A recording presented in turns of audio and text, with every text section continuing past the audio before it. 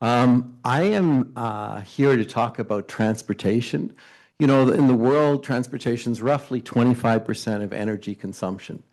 And we've all been in this situation. You know, you're late for a meeting and you're trying to use transit and you just missed the bus.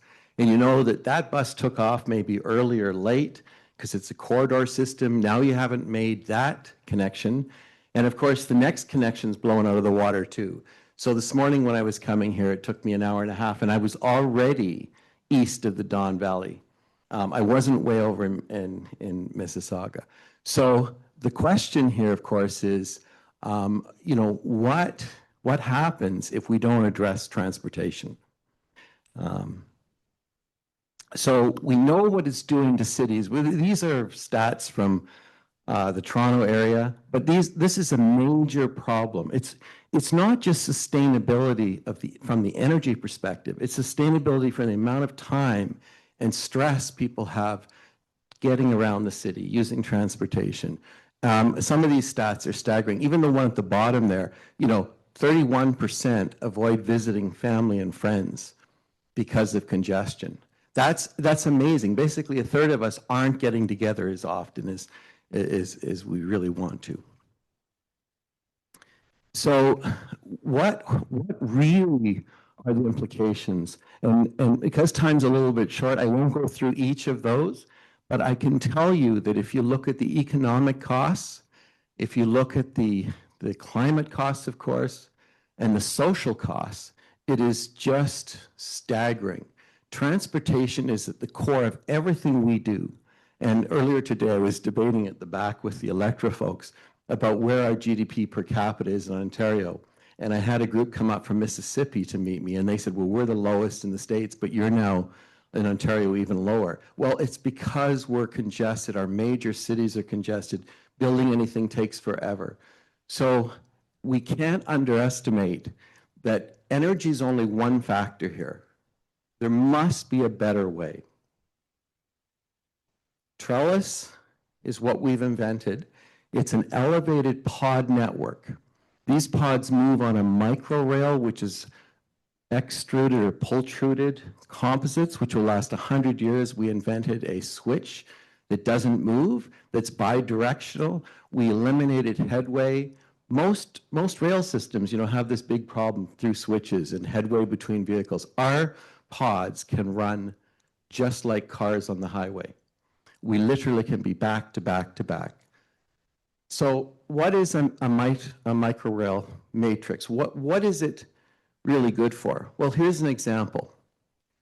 If you're a nurse right now at one of the downtown hospitals, they are desperately short of staff because those nurses lose a month of their life. I want you to think about this.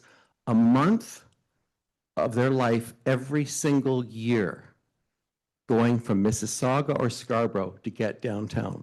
They can't afford to live in the condos downtown, so they have to make that commute. And you know what? That's optimistic. We show here if they leave to get to a 7 a.m. shift, if they leave at 5 or 5:15, they get there. But the reality is when you talk to people that use public transit in Toronto, they're all multiplying by 2 or 3. So if it's supposed to take you an hour and a half to get somewhere, you're going to allow 3 hours, but if you really have to be there. So it's the lives that we're talking about, but it's also the energy. Think about how much energy is consumed during that process. Now, I wanted to mention briefly, too, that Trellis doesn't just move people, but goods and services. So those pods mate with the buildings through a pod port. That is flush at the second story or third story of the building, flush with the floor in the building. So in can come a cart, go up to an apartment, you eat, put the dishes back in. That's a circular economy. The dishes then go back to the restaurant. So it's not just, and of course, emergency services parts. Imagine you have a service person, you're running a business and the freezers break. Well, somebody comes out, they take it apart, they say, oh, I need this part. Then they've got to go off, drive, battle through traffic to try to get that part. Well, you would have parts moving in pods continuously.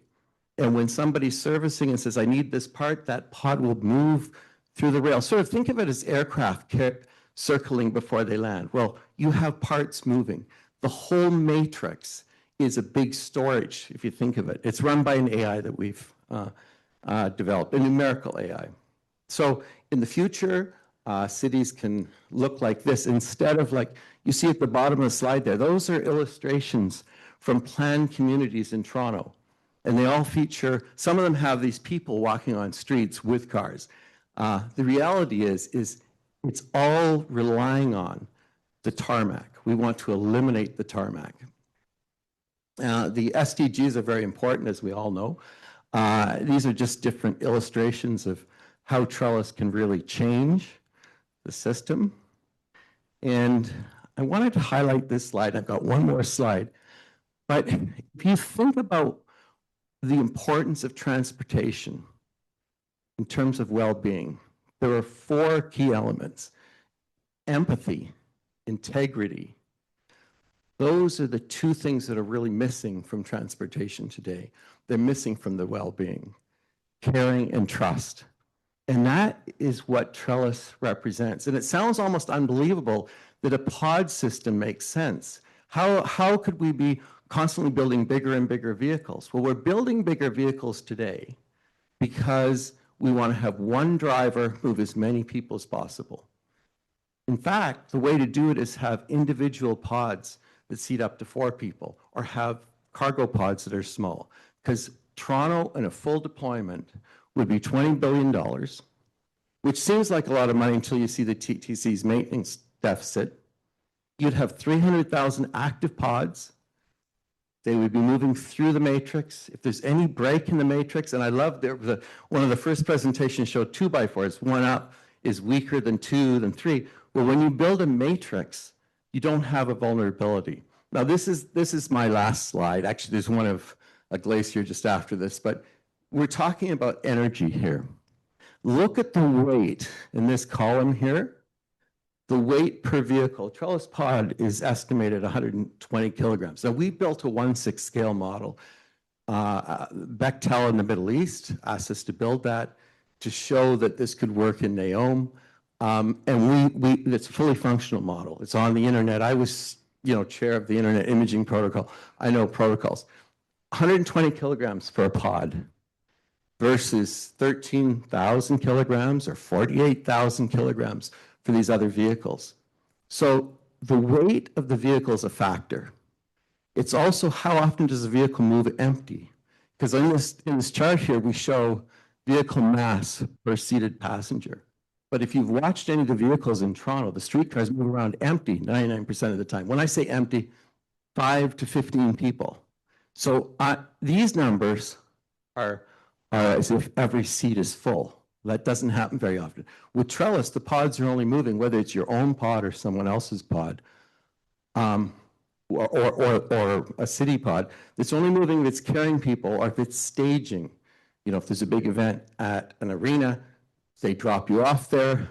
They can, if they have to, they can circle around, or they can park. They can use part of the grid as a place to wait till the event is up. This is a picture of, I'm one of these people that has done some pretty crazy things along the way. I chartered a helicopter to land on glaciers in Alaska. And, we all know this, but it's not till you're with a helicopter pilot, you're saying, I want to get out. The deal is I get out and stand on the glacier. And the pilots are saying, it's so uneven. There's so much meltwater. I could lose the whole helicopter. And if you look at the far left corner, you just see a bit of the tail of the helicopter there. I have stood there and seen what the climate crisis has done to us. So we need to act. We need to reduce the energy footprint of transit, but at the same time, we need to restore nature and restore well-being in the cities.